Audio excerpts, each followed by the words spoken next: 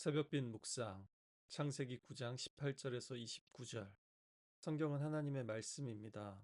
하나님의 계시, 역사, 그리고 약속이죠.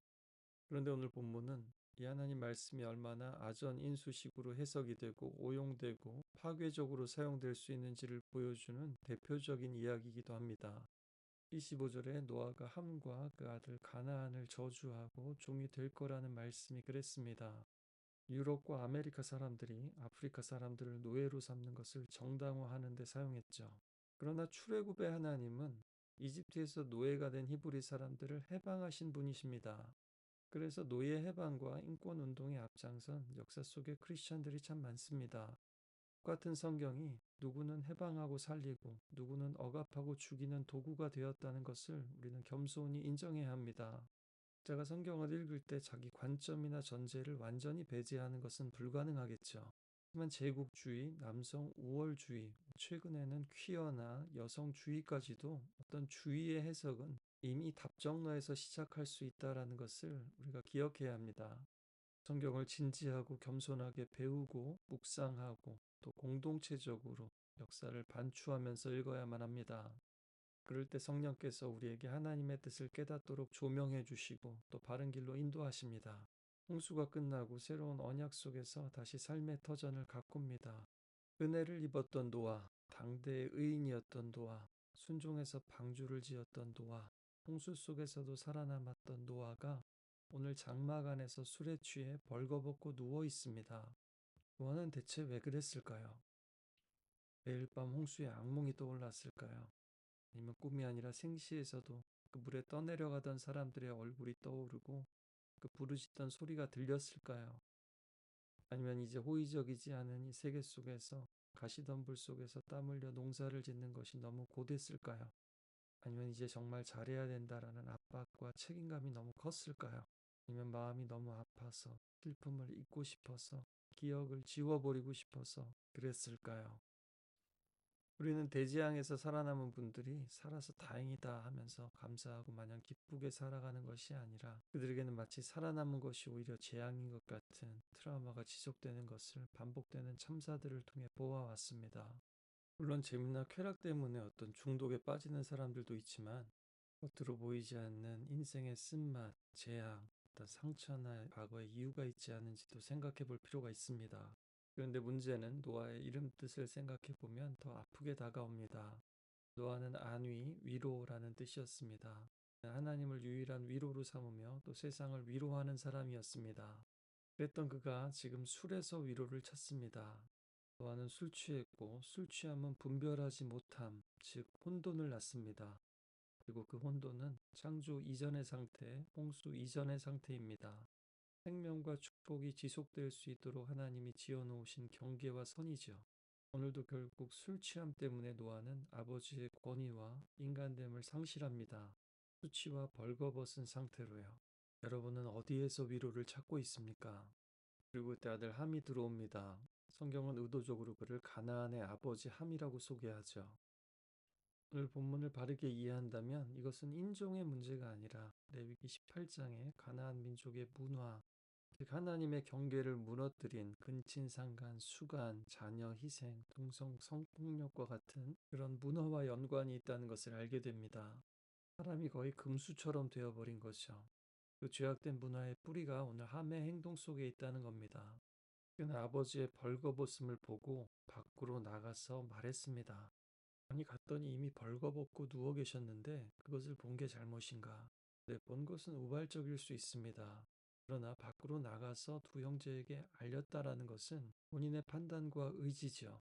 아버지의 수치를 발견하고 그것을 덮는 것이 아니라 그것을 까발리고 또 떠벌리고 다닌 겁니다.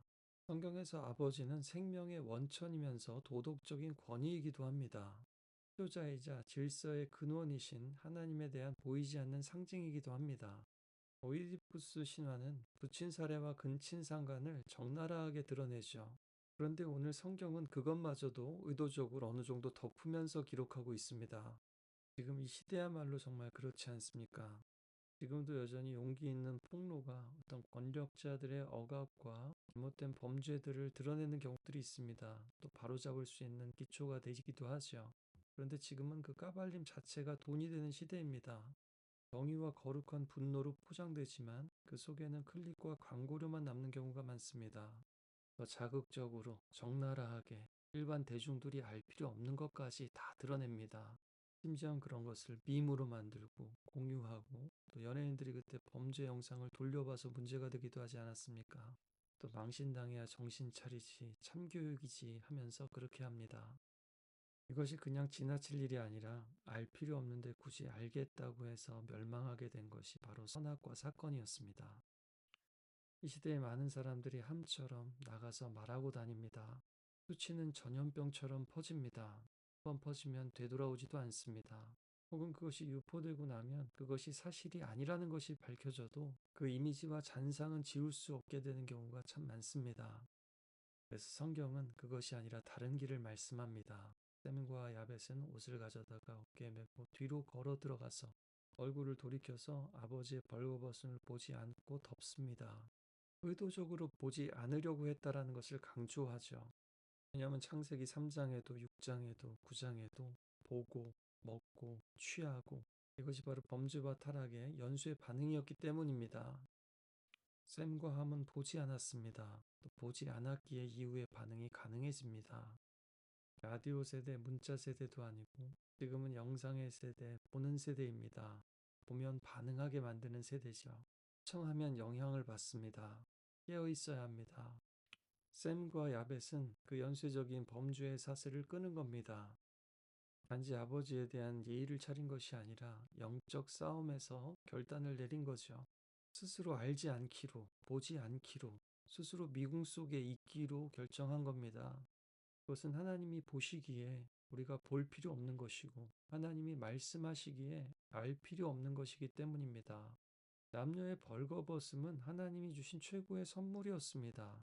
그러나 벌거벗었다는 사실 자체는 알 필요가 없는 지식이었습니다. 그것을 아는 순간 수치가 되어버렸죠. 따라서 벌거벗음을 발견했다라는 것은 전대미분의 사건이고 오늘도 마찬가지입니다. 이들은 아버지의 수치를 덮습니다. 그저 편을 들거나 진실을 무시하라는 얘기가 아닙니다. 타락한 본성은 자신의 죄와 수치는 덮으면서도 타인의 죄와 수치는 드러내고자 하지요. 심지어 아버지라도 말입니다. 그는 죄를 미화하고 방치하는 것이 아니라 수치를 전염시키지 않고 사람을 관계를 살리는 겁니다.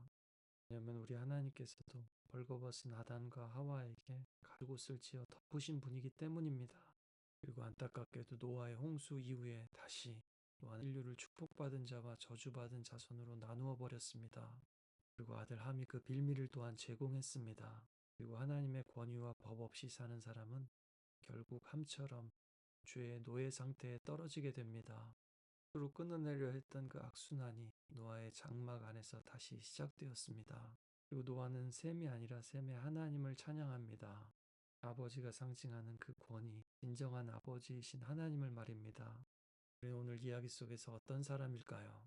십자가는 의인이 죄인을 덮은 사건입니다.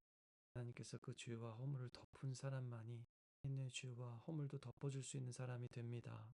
오늘 함과 가나안의 문화 같은 이 세상 속에서 하나님의 사람으로 하나님의 문화를 창조해가는 사람들이 되시기를 주님의 이름으로 부탁합니다.